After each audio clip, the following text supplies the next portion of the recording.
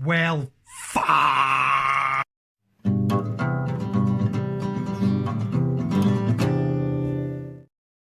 Hello everybody, welcome back to the channel. If you're new here, of course subscribe and don't forget to ding that bell to be notified of new released videos.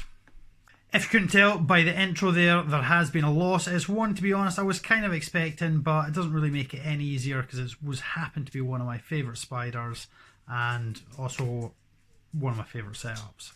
Let's just get on with it. This is, or should I say was, my Dolomedes, my fishing spider tank. And sadly, I discovered her having met end stage of her life. Now, she was an adult when I got her and has molted a couple of times in my care, so I'm guessing it was just time for this spider to pass on. So there she is. She was one of my favourite spiders, but sadly old age has got the better of her. I don't know what age is, but age has got the better of her.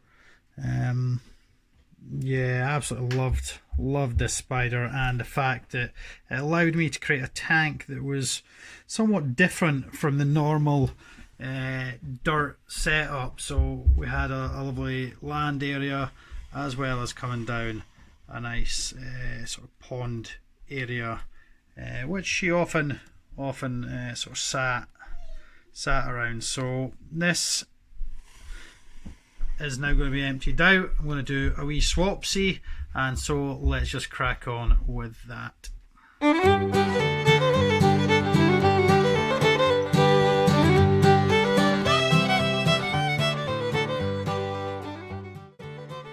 So now this is cleaned out, the question is who is going to go and live into this one? Well, for me there was only one real answer to that. That was none other than my Macrothella calpieni. Now, the idea when I set up this enclosure was that she would kind of create a central tunnel coming out of here using this natural route. As you can see, she has created this absolutely beautiful webbing all around, and she does predominantly live down in the back there. However, this size of enclosure seems an awful waste of space for something this size. So you can see her there.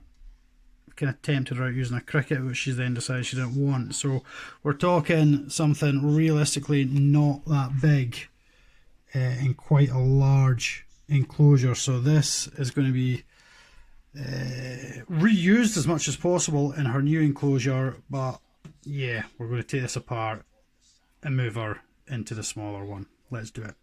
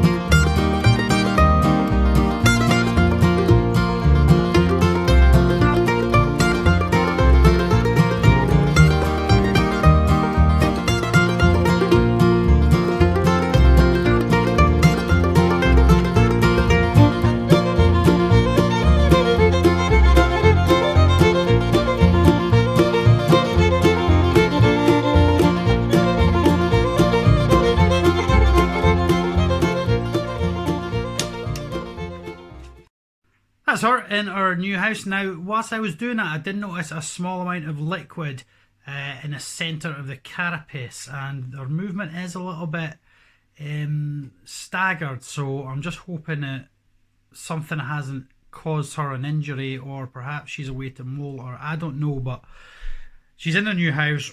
Hopefully she'll be okay. I'm really looking forward to seeing that all webbed up. Hopefully the webbing will look even more impressive than it was in the larger enclosure.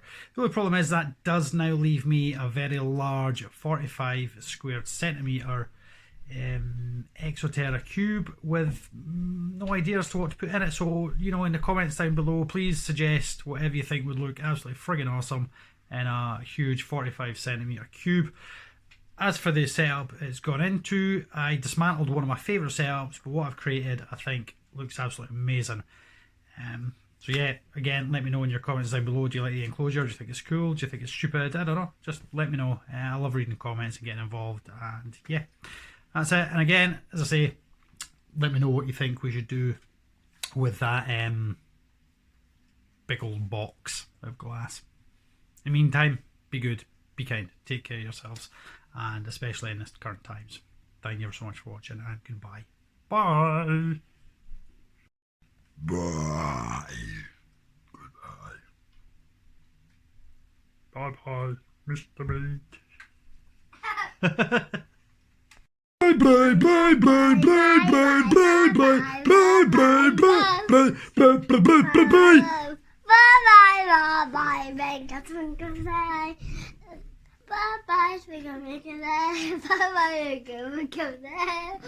Bye-bye, bye-bye,